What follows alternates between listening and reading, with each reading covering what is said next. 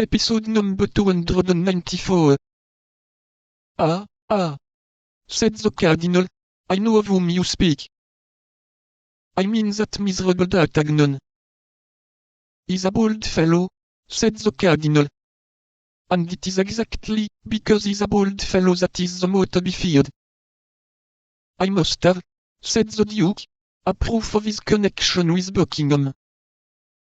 A proof? Cried milady. I will have 10. Well, then, it becomes the simplest thing in the world. Get me that proof, and I will send him to the Bastille. So far good, Monseigneur, but afterwards? When, once in the Bastille, there is no afterward, said the cardinal, in a low voice. Ah, pardieu, continued he. If it were as easy for me to get rid of my enemy as it is easy to get rid of yours, and if it were against such people you require impunity. Monseigneur, replied milady, a fair exchange. Life for life, man for man. Give me one, I will give you the other. I don't know what you mean, nor do I even desire to know what you mean, replied the cardinal.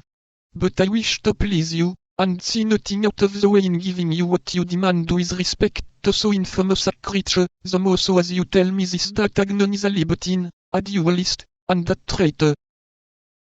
An infamous scoundrel, Monseigneur, a scoundrel.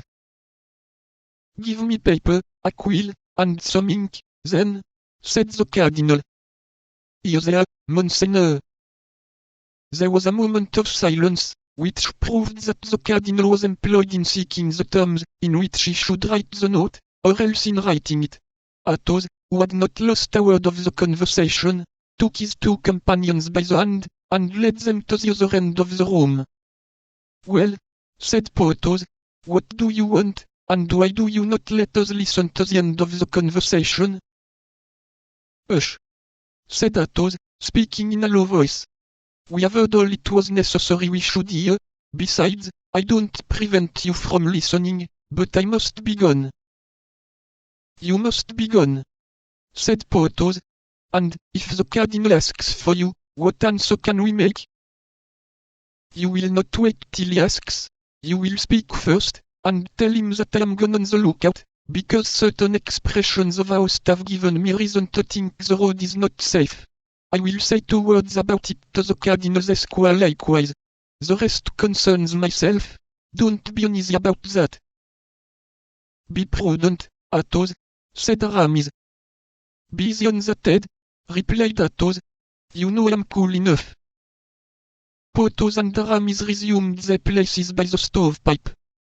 As to Athos, he went out without any mystery, took his horse, which was tied with those of his friends to the fastenings of the shutters, in 4 words convinced the attendant of the necessity of a vanguard for their return, carefully examined the priming of his pistols, drew his sword, and took, like a fallen hope, the road to the camp.